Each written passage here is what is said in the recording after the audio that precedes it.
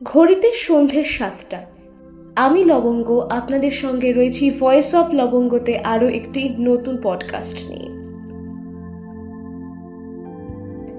আজকের মূল অডিও পডকাস্টটিতে যাওয়ার আগে আপনাদেরকে জানিয়ে দিই, যদি আপনারাও আমাকে লেখা পাঠাতে চান, সেটা হতে পারে কোনো ছোট গল্প বা কবিতা, তাহলে অবশ্যই আমাকে মেল করতে পারেন স্ক্রিনে দেওয়া মেল অ্যাকাউন্টে।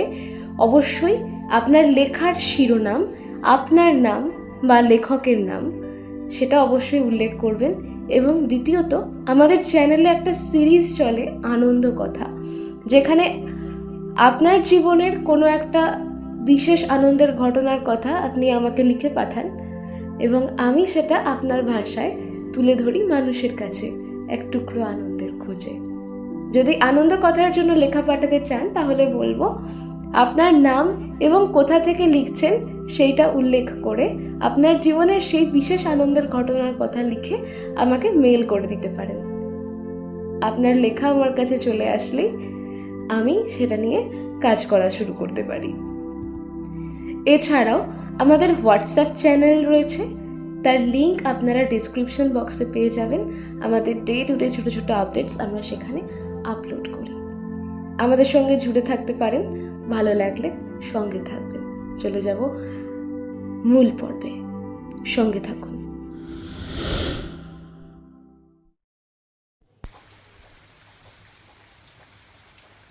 সময়ে যে মন যত্ন পেল না, অসময়ে সেই মনের আদর যত্ন করাটা বড় বিলাসিতা বলেই মনে হয়। বড় আক্ষেপের সঙ্গে কথাটা বলে উঠল সুচন্দ্রাদি। শুনে বললাম, তোমার মতো হাসি খুশি সুখী মানুষের মুখে এমন কথাটা ঠিক মানায় না সুচন্দ্রাদি। আমার কথা শুনে সুচন্দ্রাদি হাসতে থাকে। হাসতে হাসতেই বলল, বাইরে থেকে যতটা সাজানো আমরা দেখি, ভেতর থেকে ঠিক ততটা গোছানো নাও হতে পারে, তাই না? সুচন্দ্রাদির এমন কথার সাথে আমিও একমত। আমরা আসলে মানুষকে বিচার করি তো ওপর থেকে, ভিতরে কে কেমন আছে আমরা জানতেই পারি না, জানে একমাত্র সে নিজেই। কিন্তু সুচন্দ্রাদির মুখে এই কথাগুলো শুনে ঠিক যেন মেলাতে পারছিলাম না। হাসি খুশি আমোদে মানুষ সুচন্দ্রাদি, অথচ তার মুখে এমন আক্ষেপের সুর। মানুষটাকে অন্য মানুষ বলেই মনে হচ্ছিল। সুচন্দ্রাদির সাথে আমার পরিচয় সোশ্যাল নেটওয়ার্কের মাধ্যমে। সুচন্দ্রাদি আসলে আমার লেখার গণমুগ্ধ পাঠক। কিছু মানুষ আছে দেখবেন, যাদের আপন করার ক্ষমতা অনেক বেশি, ভালোবাসা দিয়ে মানুষকে একদম নিজের করে ফেলে। সুচন্দ্রাদির কাছে আমি তার আদরের ভাই। সেদিন সুচন্দ্রাদির বাড়িতে দোতলার ব্যালকনিতে বসে চা খেতে খেতে জমিয়ে গল্প দিয়েছি। দেখলাম হঠাৎ করে একটি কম বয়সী মেয়ে বাড়ির গেটের কাছে সুচন্দ্রাদিকে ডাকছে। সুচন্দ্রাদি ব্যালকনি থেকে মুখ বাড়িয়ে বলল, না রে, আজ আর বেরোবো না, আজ আমার ভাই এসেছে, ভাইয়ের সাথেই গল্পে মজেছি।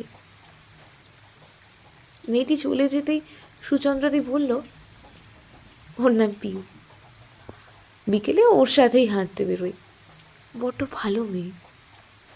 সকালে সবজি বিক্রি করে বরের সাথেই, আমি ওদের থেকেই সবজি কিনি, সেই সূত্রেই পরিচয়। সবজি বিক্রি করতে এসে মেয়েটা আমার সাথে গল্প করে, ওর মনের কথা বলে। একদিন মেয়েটি আমাকে বলল, দিদি, তোমার মতো ভালো মানুষ হয় না, কি সুন্দর করে কথা বলো। জানো, আমারও খুব ইচ্ছে এরকম একটা বড় বাড়ি তৈরি করার। তোমাদের মতো আমার যদি একটা বড় বাড়ি থাকতো, আমিও প্রতিদিন তোমার মতো দোতলার বারান্দায় বসে দোলনায় বসে দোল খেতাম। তুমি কত সুখী, তাই না? আমি ওকে বোঝাতে পারি না, আমার আরামের সব উপকরণ থাকলেই সুখী হওয়া যায় না। প্রকৃত সুখ তো থাকে মানুষের মনে। আমি তার জন্য চাই একটা সঙ্গী, যে এই মনটাকে যত্ন করবে। আমি যখন ওর বরকে দেখি ওকে সাইকেলে বসিয়ে নিয়ে হাসতে হাসতে ঘুরে বেড়াচ্ছে, তখন নিজের কথা মনে করে মনটা হু হু করে ওঠে। তবুও আমি ওদের দেখেই ভালো থাকি, যখন দেখি দুজনে সবজি বিক্রি করতে করতেই একসাথে গল্প করছে, হাসছে, একসাথে সিনেমা দেখতেও যাচ্ছে, মনটা জুড়িয়ে যায়। আমি তখন সুচন্দ্রাদির কথাগুলো মন দিয়ে শুনছি আর ভাবছি মানুষটার মনে জমে আছে একরাশ আক্ষেপের মেঘ। নিজেকে এমনভাবে প্রেজেন্ট করে না সকলের সামনে, দেখে কেউ এতটুকু বুঝতে পারবে না। বিছানায় পেতে রাখা নতুন বেডশিটটার আড়ালে যেমন লুকিয়ে থাকে ছেঁড়া লেপদোষ, ঠিক তেমনি। সত্যিই তো, এই পৃথিবীতে কত মানুষ আছে সংসার থেকে যারা নিজের সাথে নিজে অভিনয় করেই নিজেকে শেষ করছে। কথাগুলো ভাবছি তখন। চায়ে চুমুক দিতে দিতে সুচন্দ্রাদি নিজের জীবনের কথাগুলো বলতে শুরু করলো। ঘড়িতে দম দিলে সে যেমন চলতে থাকে, ঠিক তেমন ভাবে। সুচন্দ্রাদি বলল, জানিস ভাই, আমার বিয়ে হয়েছিল 21 বছর বয়সে। গ্র্যাজুয়েশন সে বছর কমপ্লিট করলাম। আমার স্বামী সরকারের উচ্চপদস্থ অফিসার, একমাত্র ছেলে আর শ্বশুর শাশুড়ি। আমাকে নিয়ে হয়ে গেল 4 জনের সংসার। বাবা মা আত্মীয় স্বজন সবাই বলেছিল ওরকম ভালো ছেলে পাওয়া যায় না। আমার বড় পিসি বাবাকে বলল, আমাদের সুচন্দ্রার তো চৌড়া কপাল, অত বড় ভাগ্য থাকলে তবে এমন বর ঘর পাওয়া যায়। কথাটা ঠিকই, আমার স্বামীর মতো মানুষ সত্যিই হয় না। আচারে ব্যবহারে যাকে বলে ভদ্র। শ্বশুর শাশুড়িও ভালো মানুষ ছিলেন। বিয়ের পর থেকে একটা কথাই বুঝিয়ে দেওয়া হলো, শ্বশুর শাশুড়ি স্বামীকে ভালো রাখাই যেন আমার দায়িত্ব। বয়স্ক শ্বশুর শাশুড়ির আদর যত্নের যেন কোনো ত্রুটি না হয়। আমার নিজের মাই সেই কথা আমাকে বারবার বুঝিয়ে দিতেন। এদিকে বরের ট্রান্সফারের চাকরি, বেশিরভাগ সময় ওর বাড়ির বাইরেই কেটেছে। যখন যা প্রয়োজন সব দিয়েছে, দামি শাড়ি গয়না থেকে শুরু করে প্রয়োজনীয় টাকা, যাতে কোনো অসুবিধা না হয় কিছু। তারপর ছেলে মেয়েকে বড় করা।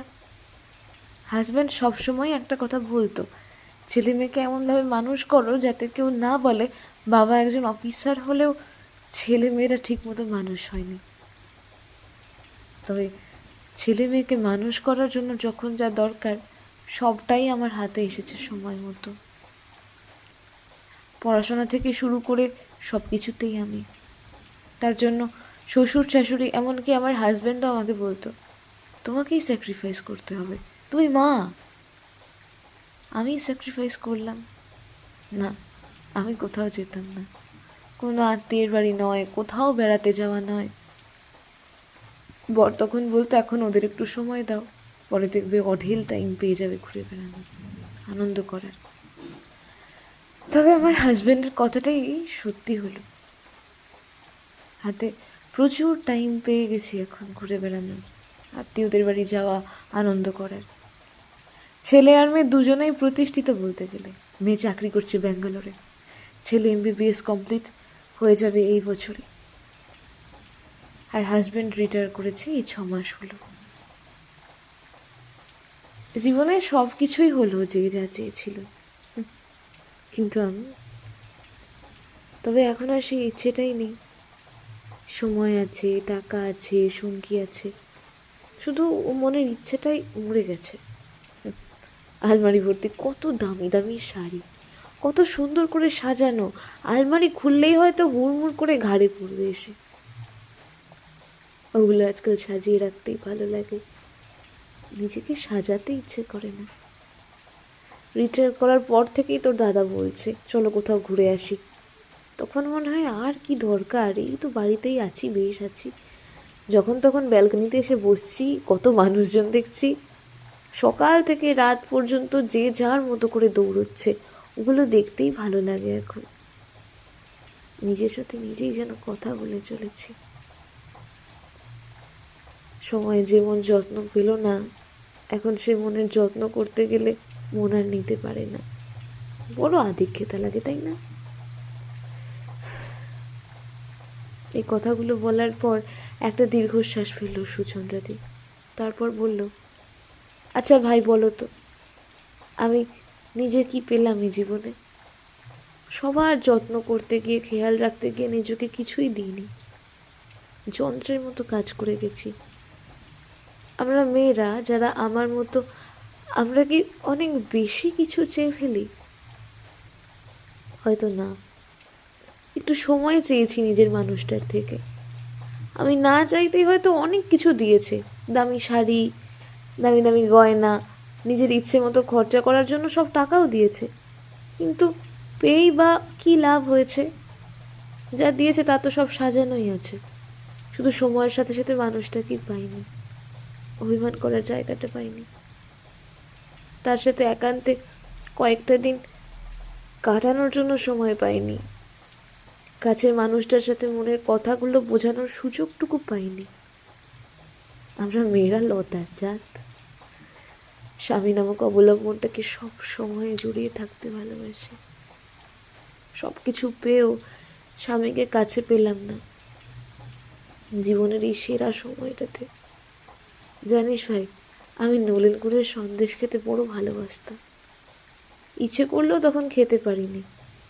একবার তো দাদাকে অভিযোগ করেই বলেছিলাম, এই শীতে একদিনও নলেন গুড়ের সন্দেশ খাওয়া হলো না। এটা বলার কারণ তোর দাদাকে মনে করিয়ে দেওয়া। আসলে সংসারে তোমার গুরুত্ব তখনই বুঝতে পারবে যখন তোমার পছন্দ অপছন্দের জিনিসগুলোও সে মানুষটা খেয়াল রাখবে। কিন্তু আমার এই অভিযোগের উত্তরে আমি শুনেছিলাম, তোমার হাতেই তো টাকা থাকে, দোকান থেকে কিনে আনতেই পারো। আচ্ছা বলতো, টাকাই কি সব? স্বামীর হাতের ছোঁয়া, তার কি কোনো মূল্য নেই? তারপর থেকে নিজের পছন্দগুলো নিয়ে আর কখনোই ভাবিনি। এই আবেগী মনটা শক্ত হয়ে গেল। মাটি পুড়ে গেলে না আর মাটি থাকে না, তার রং পাল্টে সে তখন শক্ত পাথরের মতো হয়ে যায়। সে কি আর মাটির মতো কোমল হতে পারে? ভিতরে রয়ে গেছে এক আকাশ মন খারাপ করা দুঃখ। দোষ কাউকে দিই না, এটাকে ভাগ্য বলেই মেনে নিয়েছি। চাইলেও আর আগের মতো মনটাকে তৈরি করতে পারবো না। সুচন্দ্রাদির কিছু কিছু কথা তীরের ফলার মতো এসে বুকে বিঁধছিল। সত্যিই তো, সবাইকে খুশি করতে গিয়ে, যত্ন করতে গিয়ে নিজেকেই যত্ন করতে ভুলে গেছে। অনেক মেয়ে আছে যারা সংসারের জন্য নিজেকে ঢেলে বেড়ে দিয়ে নিঃশেষ করে ফেলে। সবাইকে ভালো রাখতে গিয়ে বোধহয় নিজের ভালো থাকাটা আর হয় না। তার ভালো থাকার কথা কেউ ভাবেও না। ভুলে যায় যে মানুষটা নিজেকে উজাড় করে দিয়ে যাচ্ছে, তারও ভালো থাকা দরকার, তার মনেরও যত্ন দরকার। কিন্তু এই সংসার তার কথা ভাবে না। একসময় সব থেকেও মনের ইচ্ছেগুলোই তখন মরে যায়। তখন সব থেকেও ইচ্ছে হবে না কিছু করার। বাইরে থেকে দেখে মনে হবে কত সুন্দর করে সাজানো। খোঁজ নিলে জানা যায়, বোঝা যায় আসলে কিছুই গোছানো নয়, সবটাই লোক দেখানো। একটা মেকি হাসি দিয়ে প্রমাণ করতেই হয়, দেখো আমি কত সুখী। কিচ্ছু চাইনি আমি আজীবন ভালোবাসা ছাড়া।